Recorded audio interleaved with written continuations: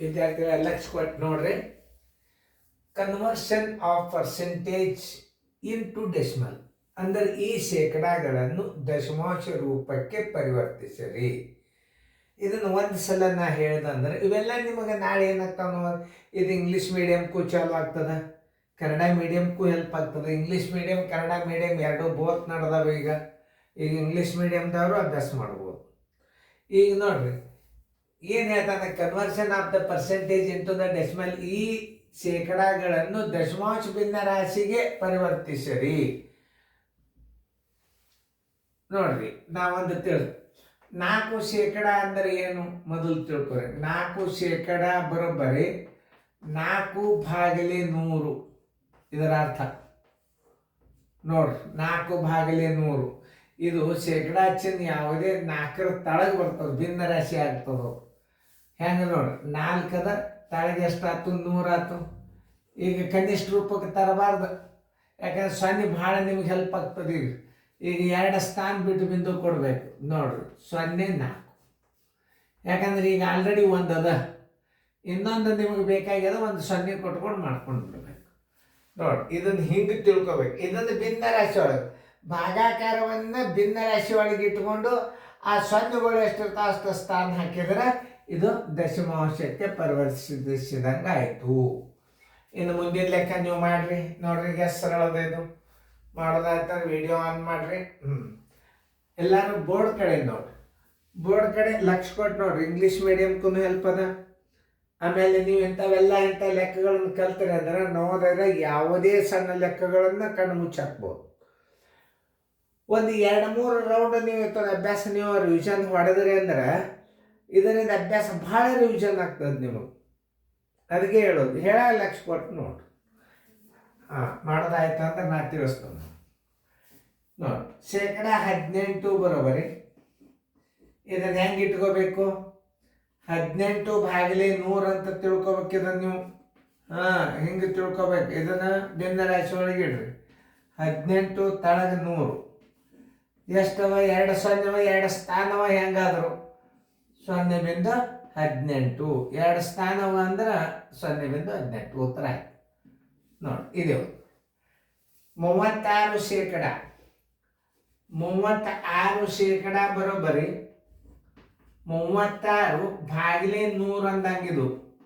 ನೋಡಿ ಇದನ್ನು ಭಿನ್ನ ರಾಶಿ ಒಳಗೆ ಇಟ್ಟುಬಿಡ್ರಿ. 36/100.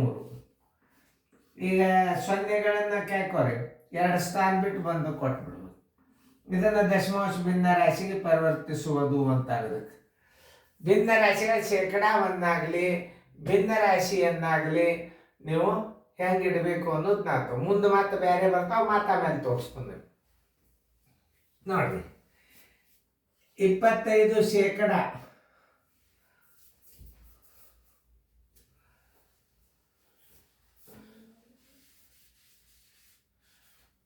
25% ಬರೋಬರಿ. 25% ಅಂದ್ರೆ ಏನು ಅದು ಮೇಲೆ ತಿಳ್ಕೊ. 25/100 ಅಂದಂಗೆ ಅದು.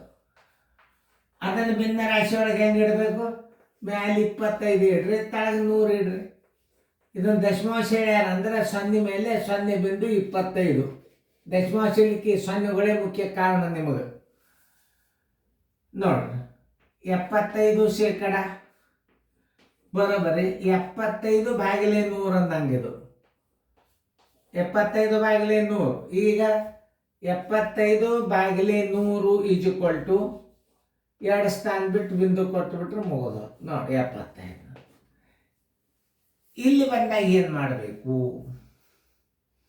ಈಗ ನೀವು ತಿಳ್ಕೊಬೇಕು. ತಿಳಿದಲ್ಲ. ಈಗ 2 2 4 1 5 2%. ಈಗ 5 2/100 ಛೇದ ಎಷ್ಟಿತ್ತು ಇಟ್ಕೊತೀರಿ, 1 ಇಟ್ಕೊತೀರಿ. ಆಮೇಲೆ 5 2 ಗುಂಡ್ಲೆ ಮ್ಯಾಲೆ 1 ತಳಗ 100 ಎಷ್ಟಾಯ್ತು, 5 200 ಅಂಶ ಆಯ್ತು. ನೋಡ್ರಿ ಈಗ ಸರಳ ರೀತಿ ಒಳಗೆ ಒಂದು ಗಣಿತ ತೋರಿಸ್ತಾನೆ ನಾನು ನಿಮಗೆ. ಇದನ್ನು ದಶಮಾಂಶ ಹಂಗೆ ಮಾಡಬೇಕು ಅನ್ನೋದು ತೋರಿಸ್ತಾನೆ. ಎಷ್ಟು ಸರಳ ತೋರಿಸ್ತಾನೆ ನೋಡಿ. ಇನ್ನು 5 200 ಅಂಶ ಅದನ್ನ ಈಗಂತೂ ನಿಮ್ಗೆ ಗುರ್ತಾತ್ಲ. ಇದನ್ನ ಹೆಂಗೆ ಮಾಡ್ತಾರೆ ಅಂದ್ರೆ 5ಕ್ಕೆ 200 ಭಾಗಿಸ್ತಾರೆ. ಅದನ್ನ ಒಂದು ಮಾಡಿ ತೋರಿಸ್ತೀನಿ. 5ಕ್ಕೆ 200 ಭಾಗಿಸ್ತೀರಿ ನೋಡಿ. 0.0 ಸಣ್ಣದಾತು. ಆಮೇಲೆ ಒಂದು 0 ಕೊಡ್ರಿ ನೋಡ್ರಿ. 2 2 400 ಆಯ್ತು. ಒಂದು 100 ಉಳಿತು. ಒಂದು 0 ತೊಗೊಳಿಕ್ಕೆ ಬರ್ತದ. ಇದು ನೋಡಿ, ಒಂದು 1000 ಆಯ್ತು.